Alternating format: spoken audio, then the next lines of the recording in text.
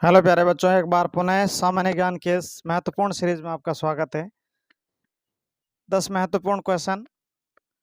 हम लगातार प्रतिदिन 10 ऐसे भिन्न भिन्न विषयों के क्वेश्चन का डिस्कस कर रहे हैं। तो आज का पहला क्वेश्चन, राजस्थान की प्रथम महिला मंत्री कौन थी?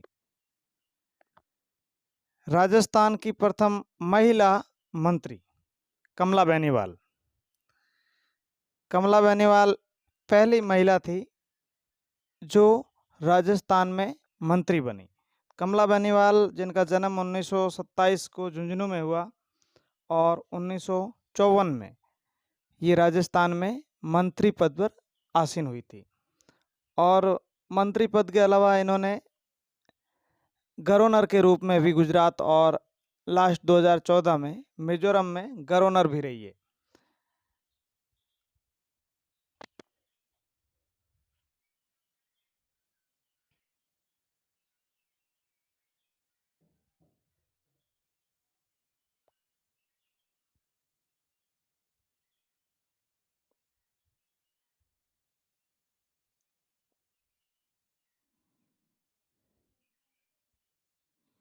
आज का दूसरा क्वेश्चन, बेरोजगार किसे कहते हैं? बेरोजगार किसे कहते हैं?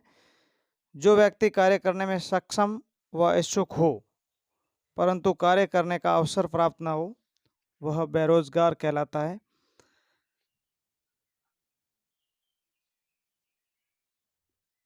अगर कोई व्यक्ति जिनके पास काम करने की क्षमता हो और कार्य करने में इच्छुक भी हो परंतु किसी भी प्रकार का उसके सामने रोजगार उपलब्ध न हो या रोजगार के अवसर न हो, तो इस प्रकार के व्यक्ति को बेरोजगार कहेंगे। और सबसे अधिक अगर बेरोजगारों की बात करें तो यूपी में है, और सबसे अधिक कार्यशील व्यक्तियों की बात करें तो हिमाचल प्रदेश में। तीसरा क्वेश्चन, राजपुताने का पहला शासक जिसने अकबर की अधीनता स्वीकार कर वैवाहिक संबंध स्थापित किए थे, तो ये थे राजा भारमल। राजा भारमल आमेर के कस्बा शासक थे और 1562 ईस्वी में दिल्ली महाराजा जो अकबर थे उनकी अधीनता स्वीकार की और अपनी पुत्री की शादी अकबर से की। चौथा क्वेश्चन, मंत्री परिषद में किस मंत्री को सम्मानों में प्रथम की संज्ञा दी गई है? तो सेंट्रल और स्टेट दोनों जगह अगर देश में कहें तो सम्मान जो मंत्री है या फिर मंत्री परिषद कहें, उसमें प्रधानमंत्री भी एक मंत्री है जो सम्मानों में प्रथम है। अर्थात प्रधानमंत्री को मंत्री परिषद में सम्मानों में प्रथम की संज्ञा दी गई है कि ये है तो मंत्री परंतु मंत्रियों की लिस्ट में ये सबसे ऊपर है। तो इस क्वेश्चन का आंसर होगा प्रधानमंत्री।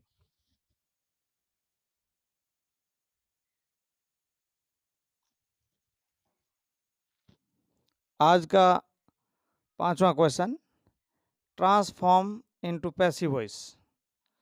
एक सेंटेंस है, आई राइट अ बुक, इसको पैसिव वॉइस में ट्रांसफॉर्म करना है। तो सब्जेक्ट वर्ब ऑब्जेक्ट पहचान करने के बाद में जो एक्टिव का ऑब्जेक्ट है वो पैसिव का सब्जेक्ट बन जाएगा। तो अ बुक पहले आ जाएगा।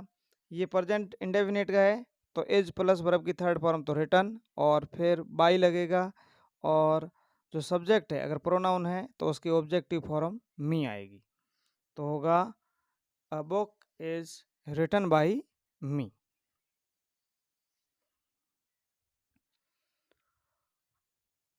तुष्टीकरण शब्द है, मानक पारिभाषिक जो शब्द है, इसका अंग्रेजी अनुवाद होगा तो अपीसमेंट।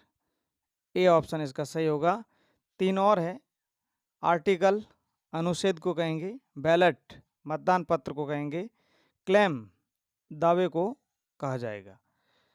तो अपीसमेंट यानी तुष्टीकरण का सही अंग्रेजी अनुवाद होगा।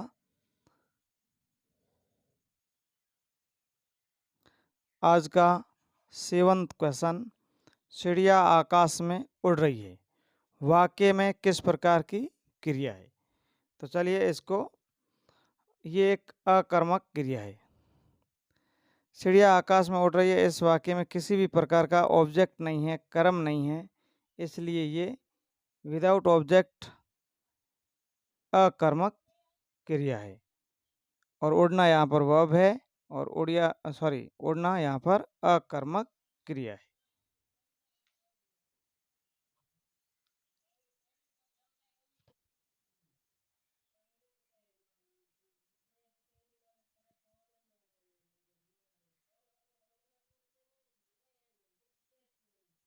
आज का 8वां क्वेश्चन, मेडल द्वारा मटर के पौधे पर किए गए प्रयोग में जो बीज पत्र था उनका प्रभावी रंग कौन सा था?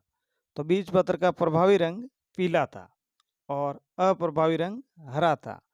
तो याद रखें। 9th क्वेश्चन, बालिका शिक्षा फाउंडेशन की स्थापना कब हुई?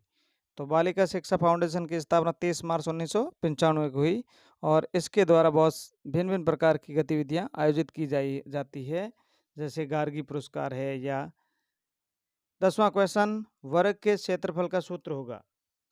तो वर्ग जिनकी चारों भुजाएं बराबर होती है, तो वर्ग का जो क्षेत्रफल है, भुजा स्क्वायर कहें या फिर भुजा गुणा भुजा। तो ये तो थे आज के इस सेशन के महत्वपूर्ण 10 क्वेश्चन। अपनी नोटबुक में जरूर उतारें ये महत्वपूर्ण क्वेश्चन।